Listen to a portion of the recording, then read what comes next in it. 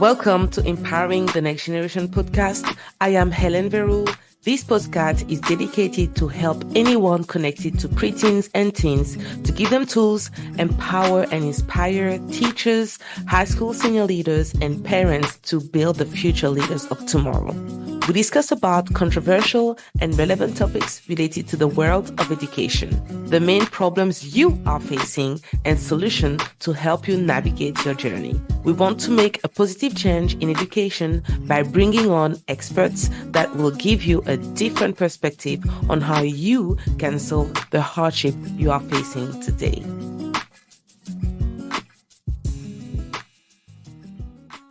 Hello, everyone, and welcome to Empowering the Next Generation podcast with me, Coach Helen. For those who don't know me, I am an educational consultant. I'm a John Maxwell certified coach, and I help senior leaders to really inspire, develop leaders, and create meaningful connections in their high school communities. Today, we have an amazing guest speaker. Her name is Hannah Wilson. So who is Hannah? Hannah is a leadership development consultant, a coach and a trainer. She's the co-founder of #WomenEd and #DiverseEd. She is the co-editor of Diverse Education Manifesto. She has previously taught English, drama, and media studies over 20 years in her career in schools.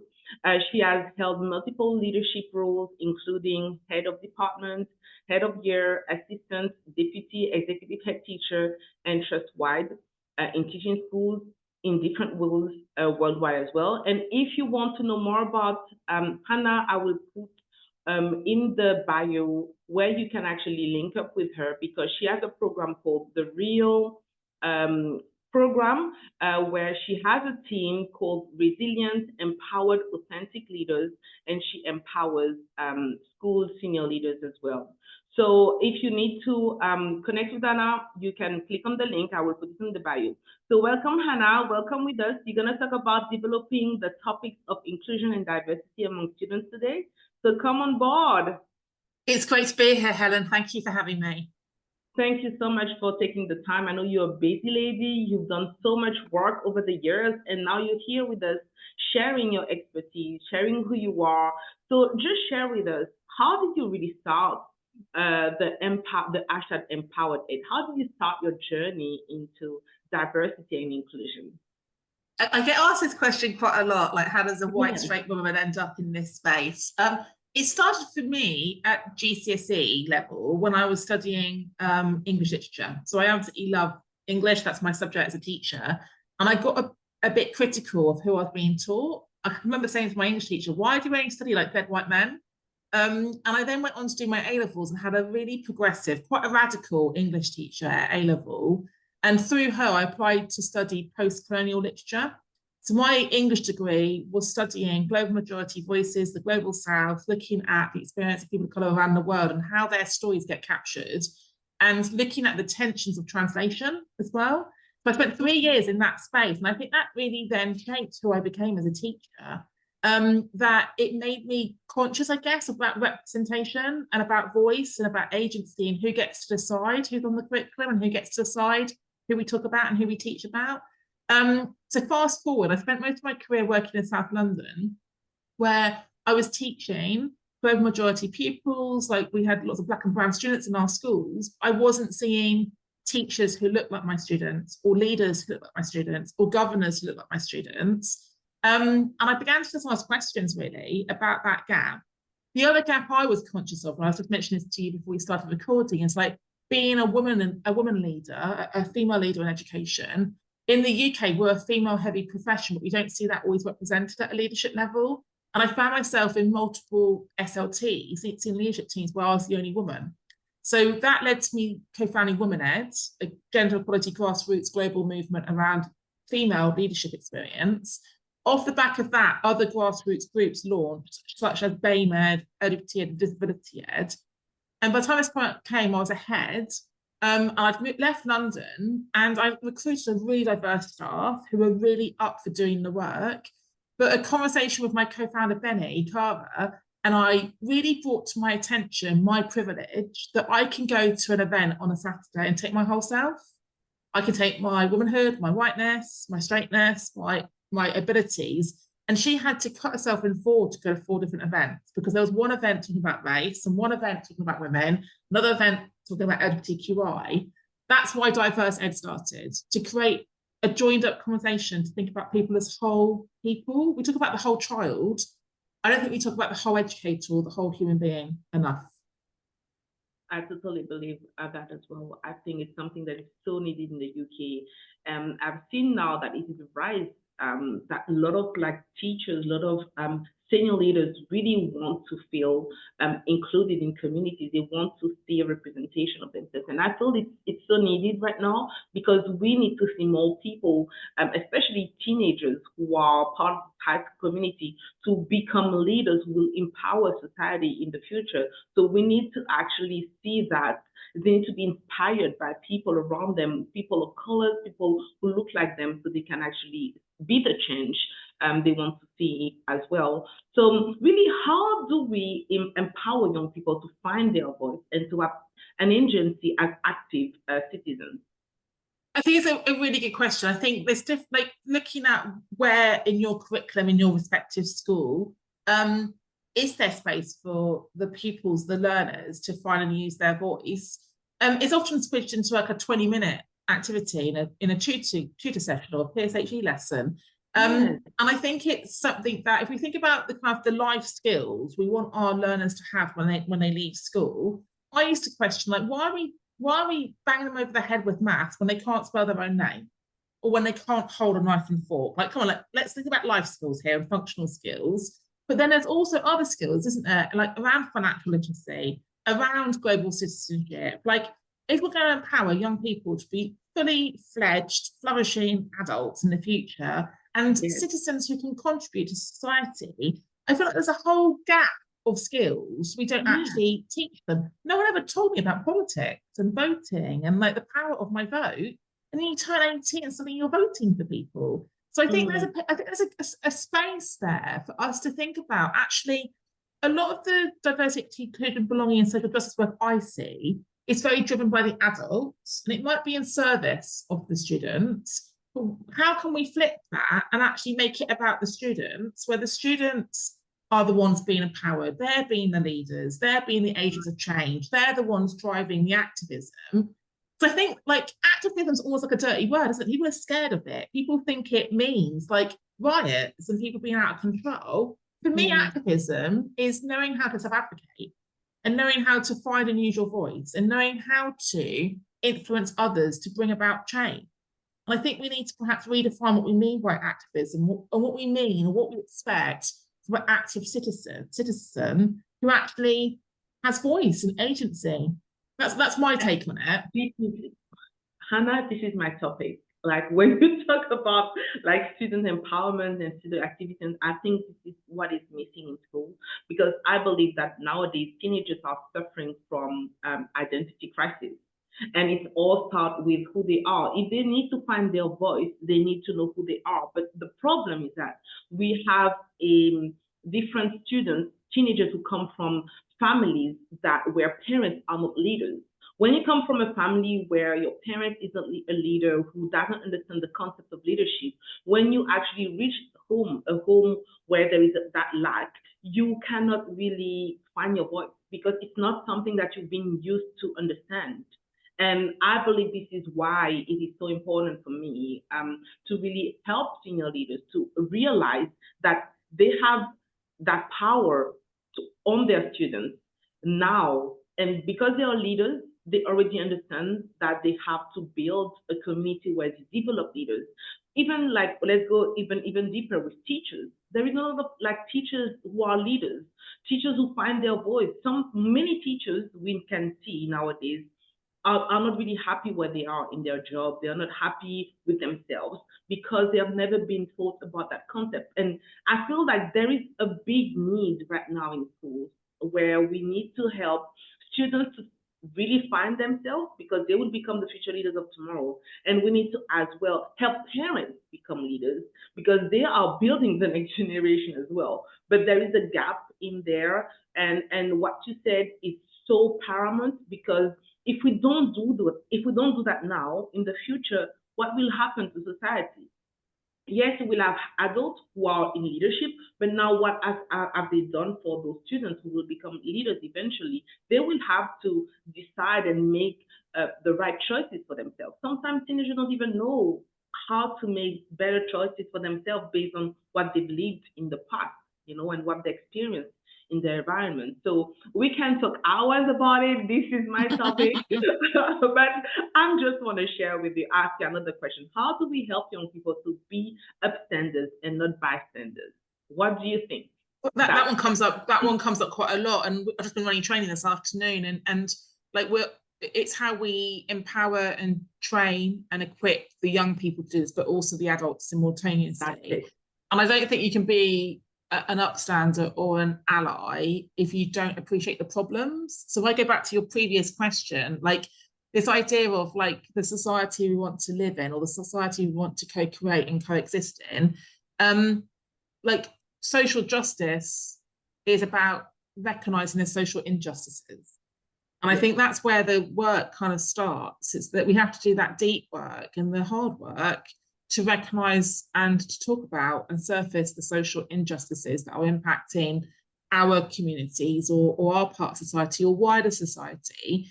And then it's that idea, isn't it, of like, what do we care about and how do we affect change? And so if we link that back to the idea of being an upstander or an ally, I think a lot of children understand being an upstander through the lens of bullying. That like we don't walk past bullying. If we walk past bullying, we're as bad as the bully. Like being an upstander, go and report it, go and tell someone else that something's happening. Like for me, allyship is that next level that we don't let things go that are causing harm. So I've just been sharing a short video with a group I was running some training on about microaggressions. And there were like 10 opportunities in this 2-minute video to interrupt or disrupt or dismantle a microaggression that a black man was experiencing at work. Our young people are witnessing microaggressions and exclusive language all day, every day.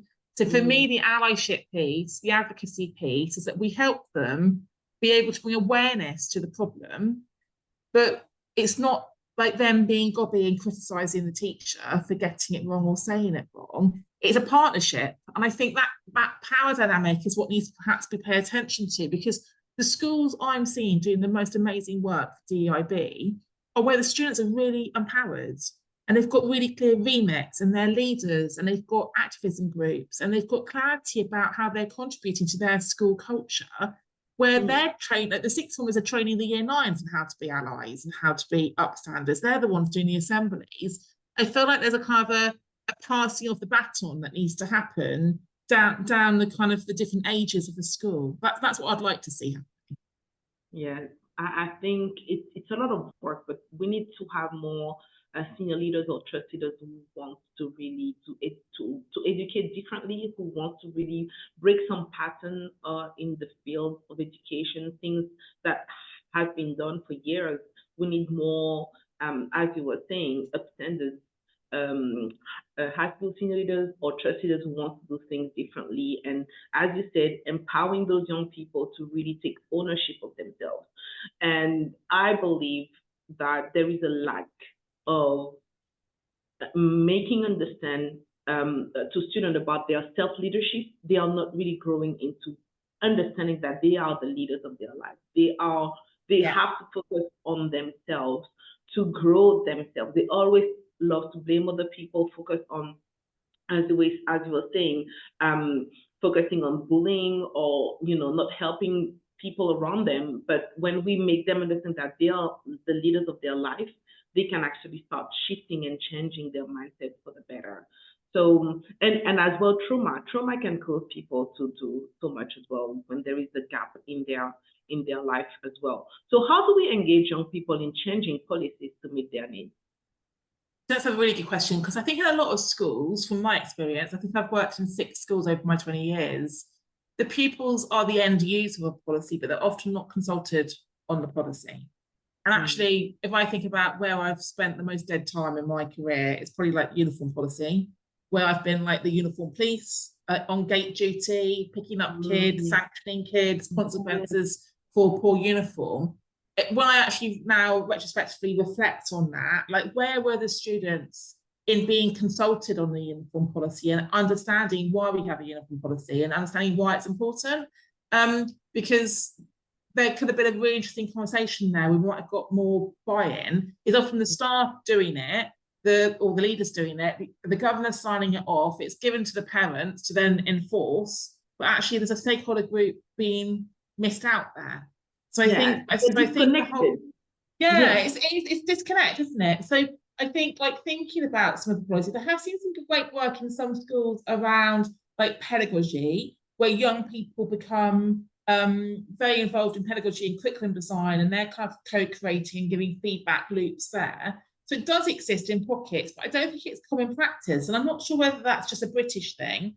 I've heard of great practice in some other countries where it is more democratic about how the kind of the teacher and the learner work together and how the schools kind of like created. I do think a lot of schools are very, very hierarchical. Yes. Actually, it's about how we can create a more democratic conversation about some of these things, perhaps. Yeah, and definitely we want them to be involved in the changes, because I feel like when they're involved and they are like being asked their opinion, they feel more engaged and they want to actually see the change. And now I believe as well we need to move from really being a dictator as a senior leader or a trust leader. We need to be more, I would say, engaging with the people that we are actually working with. So people feel like more like a community, not and they feel like they're being empowered, not just like telling them what to do. They need to be part, as you were saying, in changing the things in their community. Because if they don't feel involved, that's where you see the disconnect. People try to do whatever they want to do, and this is what we need to change. We need to change that part where people feel inspired, empowered, and they do it because they want to do it, not because they are being told to do so. And let's be honest, this generation nowadays is totally different than the one that we used to be. It's a generation that is very critical, and they need to see, they actually need to see role models modeling to them what they need to change in their life. So when they see that good role model, they can actually change themselves. So we need to see as well the generation we're working with and the people we're working with and understand them as well. So how really do you include young people in reviewing the presentation in the curriculum? How do you help them to review the representation in the curriculum? I've heard some really good examples of this. I'll give you a couple of examples from schools we've been working with, where it tells you quite a lot about a school culture, I think. So one of our schools has done a series of like masterclasses to spotlight different identities and different lived experiences. And a lot of schools, that would be for the staff, but they actually invited the whole school community. And the young people were invited, the parents and carers were invited. It was on Zoom. And anyone in that school community could come to listen and learn. Like, what a beautiful open invitation where you've got staff learning, but children and their parents. And it was a secondary school, so they're old enough, it's age appropriate. And one of the ones I got invited to was actually the director of a TV series that won loads of awards over in the UK. Exploring Section 28 and the experience of LGBTQI people in the UK through a period of legalities that really negatively impacted that group. And it was such an interesting Q&A at the end, where you had 16-year-olds asking questions to a director about their choice of role models and representation and why they changed the script in a particular way. I was really fascinated by that. It was quite brave, but actually it really paid off. I've also heard of other, almost like the Socratic circle model, where when you are doing feedback or consultation, it's all about circles, and different people are invited to come and sit in the circle, but you've got young people represented, teachers, leaders, governors, parents and carers, and all of those voices have equity in that space, that the 12-year-old's voice as important as the head teacher's voice when we're talking about something. I think that's another really great way of looking at it.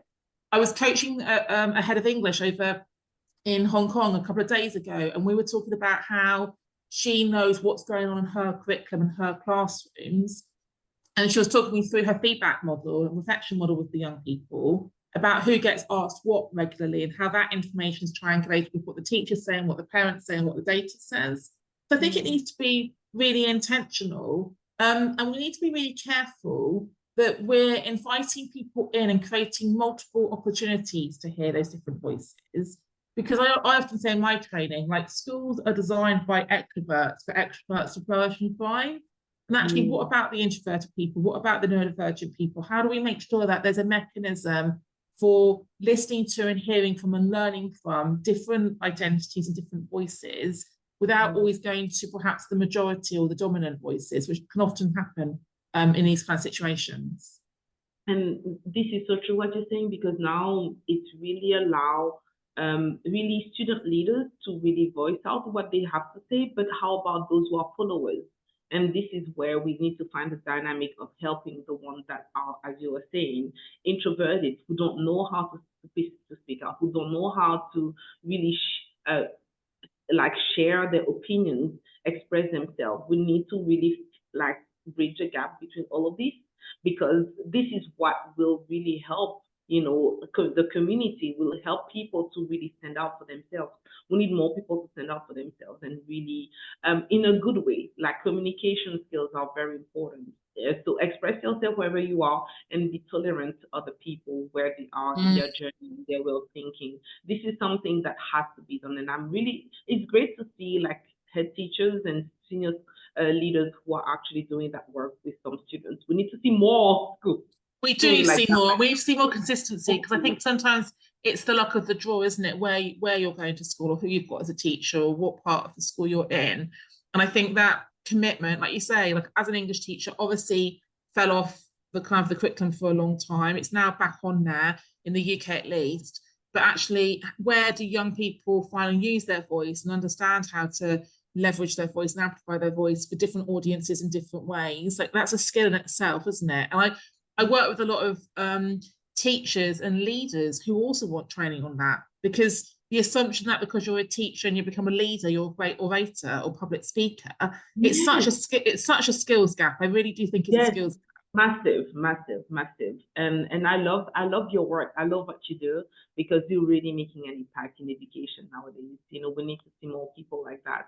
So now the last question, Anna. So what is your last inspiring word that you would say to a senior leader who wants to actually develop the topics of inclusion and diversity among their students? What is your last? So if we stay on the vein of like voice and listening, I think it's thinking about whose voices are we listening to, whose voices are we hearing, whose stories are we gathering and sharing, and who's missing, who's absent, who's invisible, who's unheard. And it's about finding those voices, the marginalized voices. And I think it's thinking about, we often have quite formulaic, methodic cycles around gathering people's voice, staff voice, parent voice, and we do it. But can we do it differently? Can we do it in a more meaningful way, in a more intentional way, just by reviewing those questions and changing those questions? So I was literally running a session over on about how to gather staff feedback around DEIB. And we were talking through the pros and cons of doing surveys or interviews or focus groups, and whether they're named or whether they're anonymous, whether we ask open questions or closed questions, whether we want quantitative or qualitative responses. Like, it needs to be quite strategically mapped out. And what are we gathering the feedback for, and how do we want to use it? And I think that's why I think the concept of belonging is so important. We want our young people to belong in our school, but also in our society, and finding out what's working and what's not working, and who belongs and who doesn't belong, and why they feel like that. That's what I think. That's where we start.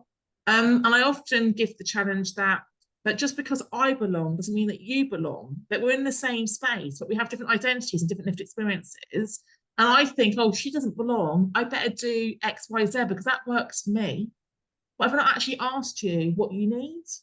So when we think about visibility and representation and belonging and safety, I think we have to start by just getting curious and asking questions and listening, like deeply, truly listening to the responses and using that to inform us. So not going in with assumptions, or not like getting too busy too quickly with moving the work forward. For me, it's like the quality of the listening that says quite a lot about the kind of the culture.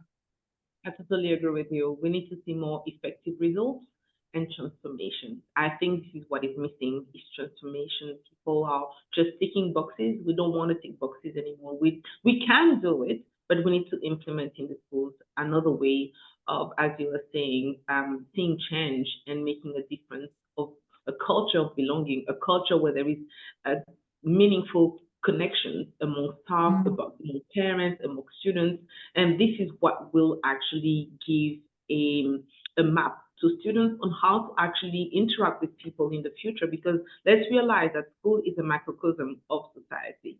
So the students, when they actually understand those different skills and how to grow into them in their community, they will definitely make a bigger change in society in the future. So thank you so much, Anna, for being with us today. If you want to actually connect with Anna, make sure that you check the bio, you check the link in the bio. You will definitely see her LinkedIn there. So thank you, Anna, for being with us. Thank you for having me. It was great to join the conversation. Thank you. Thank you for listening to this episode, and make sure you connect with us on Instagram at The Keys for Success. Check also my Linktree and become an affiliate of the Success Guide for Teens Academy, a program that will empower your school community as a parent, teacher, and high school senior leader. Do not hesitate to reach out, comment, and share. Until then, see you in the next episodes.